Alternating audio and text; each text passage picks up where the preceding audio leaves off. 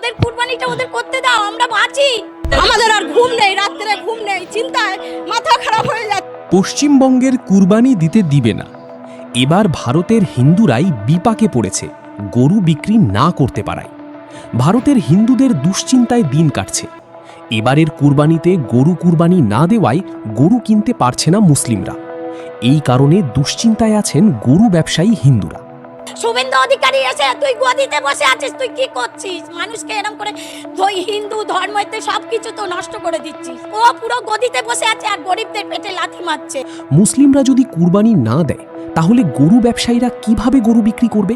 তাদের সংসার কিভাবে চলবে? এই অবস্থায় ভারতের হিন্দুরাই ভারত সরকারের ওপর ক্ষেপে রয়েছে। তাদের জীবন ব্যবস্থা এই গরু ব্যবসার মাধ্যমেই চলে। আমরা গরু বেচি খাই, তাহলে আমাদের মোদি ঘরে ঘরে চাকরি দেখ, একটা দুটোকে চাকরি দেখ, তাহলে আমরা তাই করে খাবো। তবে সেই গরু যদি মুসলমানরা কোরবানি না দেয় তাহলে কিভাবে ব্যবসায়ীদের দিন চলবে?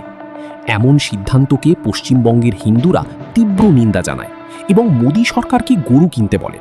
আমার 5 লাখ টাকা লোন নেওয়া, সব মহিলারা এসছে আমার বাড়িতে, এসে বলছে লোন শোধ করো। আমি কি করে করব? চলো আমার বাড়িতে কি অবস্থা, আমি কি করব আমি ভেবে পাচ্ছি না। তবে মুসলিমরাও ভয় রয়েছে। তাহলে কি পশ্চিমবঙ্গে কুরবানি দিতে পারবে না মুসলিমরা?